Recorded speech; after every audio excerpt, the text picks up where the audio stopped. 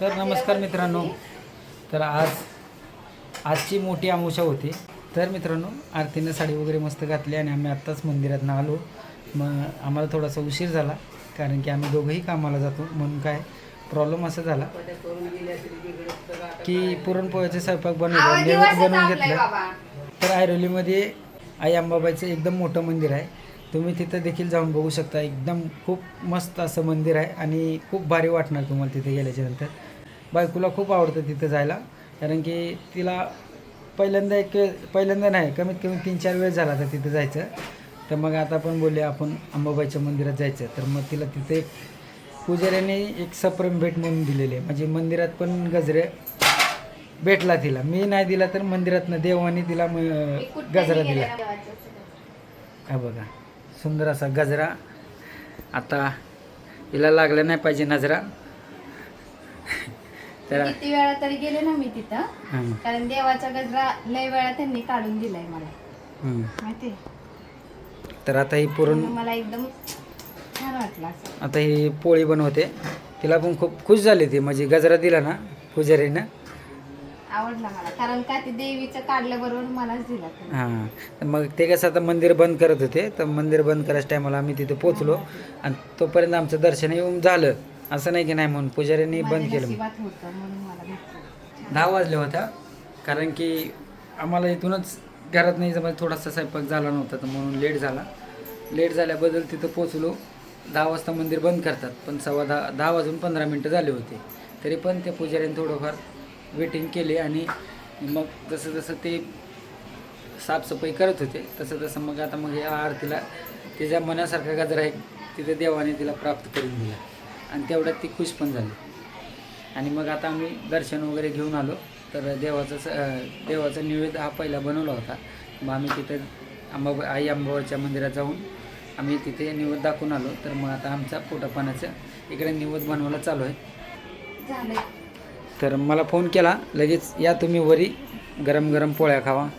बायको पाहिजे तर अशी जीव लावणारी आणि भांडणं करणारी पाहिजे तरी हिच्यासारखीच. भांडणं करायला पण एक नंबर एक्सपर्ट आहे. हे बघा आहे का, लगेच डोळे बघा कसे फिरतात, तिरके डोळे. एवढी नाही भांडत, कळलं ना. केवढी भांडते मग ती. भांडू नको, भांडी घास. एवढं जीव बी लावते, तेवढं राग बी करते. मग असंच असतं. म्हणून टिकली. होय होय होय. माझ्या दुसऱ्या इंदुरकर महाराजचा डायलॉग ऐकला वाटतं मला. कशाला. तरी आरतीची पोळी बघा, आरती कशी पोळी बनवते. गोल नाही मला, गोल नाही. एक इकडे एक तिकडे जाऊ द्या. गोड करते ना त्याला महत्व आहे. हा, तिनं केलं कसं तरी केला तो. आता गोल करू या थोडंसं वाकडं करू. पोळ्या मला येत नव्हत्या. गोल केलं तरी पण आमच्या घरात कार्यक्रम होता. म्हणजे आई, आमची आजी वगैरे म्हणजे तिकडं पुण्याला करवेला, आणि पोळ्यांचं पीठ वगैरे भरपूर होतं. आणि मला इच्छा म्हणजे की पोळ्या कसं बनवू वगैरे नाही का. आई गेली गरम होतं म्हणून बाहेर. आणि भलं पोळी गोल नाही झाली पण पोळी फुगली. कोणतर पाहुणे येणार आहेत घरी. हे बघू शकता, पोळी फुगली. तर पोळी कशी का असं ना. त्या दिवस फर्स्ट टाइम मी पोळी केली होती. मी काय सांगतोय माझं ऐक, आईच्या इकडचं नको सांगू मला. आता मी जी बोलतोय ते ऐक. ते तोंडाने तसं वाकडं करायचं नाही. मी तसं तोंड वाकडं राखणार. मी काय म्हणतो ते ऐक की तू पोळी कशी पण बनव, वाकडी बनव, तिकडी बनव, काही बनव, पण ती पोळी फुगली ना बस झालं. तर पोळी कशी काय खरं ना, पोळी काय गोल केली म्हणूनच ते अशी पोटात जाईल असं नाही की नाही. वाकडी तिकडे असली तर ही पोटात जाणार. फक्त आपलं माइंड थोडं शांत पाहिजे. ते आज नाही तर उद्या हळूहळू करत ते करणार गोल. बरोबर ना. हा, आता बोल की. हा, काय बोलू. टुमडुम टॅणा. हां करा. गरम होतंय.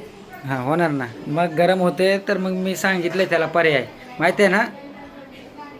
काय सांगितलेलं तुला. गरम झालं तर बघा, गरम झालं तर मी म्हणलं काय सगळं काय माझ्या वडिलांनीच द्यायचं का. मी म्हणलं का वडिला, तुम्ही कशाला. मी वडिलांचं नाव घेतलं का. मग तेच म्हणलं, तुम्ही कशाला. बरं तिकडं घरी गरम होतं का कोणाच्या. तुझ्या. आमच्या घरी गरम हो नाही हो. ते आईचं घर आहे ते. आईच्या इथं घरी आईच्या घरी थंडच वाटते. किती पण काय केलं ते थंडच लागते. आईचं इकडे बघून बोल, इकडे. आईचं जेवण बिवण सगळं भेटतं इथं.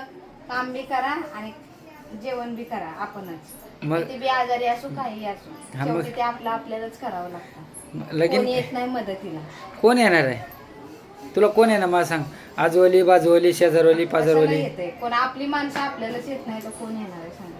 हां, मग काय आपलं जीवन काय करायचं आहे? आपण आपल्या जीवनाचं त्याच्यामुळे मी संघर्ष कोणावर करायचा आहे. विश्वास पण नाही आणि संघर्ष करायचा, विश्वास ठेवायचाच नाही कोणावर. संघर्ष करायचा आपल्याला. काय करायचं आहे? संघर्ष. संघर्ष करायचा. एकटी जगते एकटी लढते.